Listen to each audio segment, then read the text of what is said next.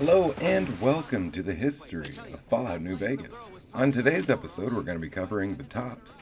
And here we go. The Tops Hotel and Casino, typically shortened to just the Tops, is an unmarked location within the New Vegas Strip in the Mojave Desert Wasteland. One of the three casinos on the New Vegas Strip, it advertises as the closest post-war wastelander confined to the classic Vegas experience, laying down chips on the gambling floor and then going to catch a class act at the in-house Aces Theater, and overall living a luxurious life without worry. A service that the governing chairmen of the three families pride themselves on offering over their competition at Gomorrah or the Ultra-Luxe. When it was first opened alongside the Ultra-Luxe on the Las Vegas Strip, the Tops quickly became a centerpiece of the city's appeal.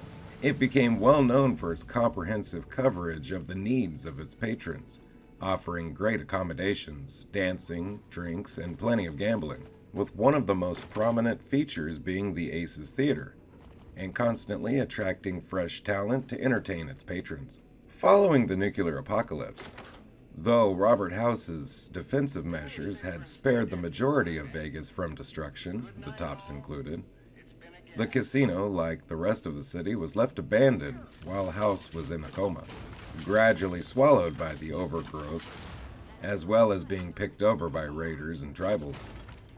Though House was eventually able to awaken from his coma in 2138, he chose to remain reserved in the Lucky 38, observing the wasteland in secret.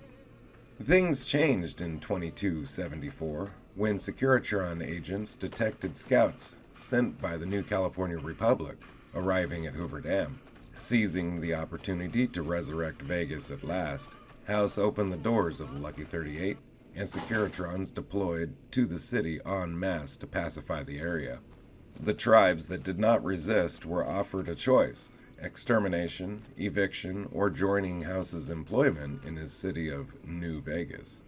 One of those tribes, the Mojave Boot Riders, who were approached while east of Vegas by a Securitron. After an initial miscommunication, that is, destroying the first one and being met later by 20 more, they eventually listened to what House had to offer. Despite such big promises of food, shelter, and medical services, most of the tribe was against the deal. Well, at least one member was all for it. The then-current tribe leaf, Bingo, challenged Benny to a knife fight to settle their disagreement and the course of the tribe's future. Their fight took place 3 days after House made contact, with Benny emerging victorious as the new chief. Subsequently, the Boot Riders accepted House's offer, along with the Slitherkin and an unspecified cannibal tribe, the only others that took up the offer. The Boot Riders moved to Vegas, where House gave them control of the Tops, which they began renovating and bringing it back to life. During the renovations, the tribe was visited by Securitrons that dropped off boxes with suits, ties, and wingtip shoes, along with a message from their new employer. The Mojave Boot Riders were no more. They were now the chairmen. The others hated the name, but Benny put a stop to their protests as chief. As he put it, it was chow to the old ways and time to swing in style. By 2281, the Tops had functionally returned to its role as the mainstay of the Strip, offering everything one could desire and teaching its patrons how to truly enjoy the finer things of life. Most importantly, the legendary Aces Theater had been revived under the chairman Tommy Torini, giving a venue for new talent from all over the wasteland to perform. Thank you for watching the history of Fallout New Vegas. Special thanks to Nukipedia for all information you heard today. Bye-bye.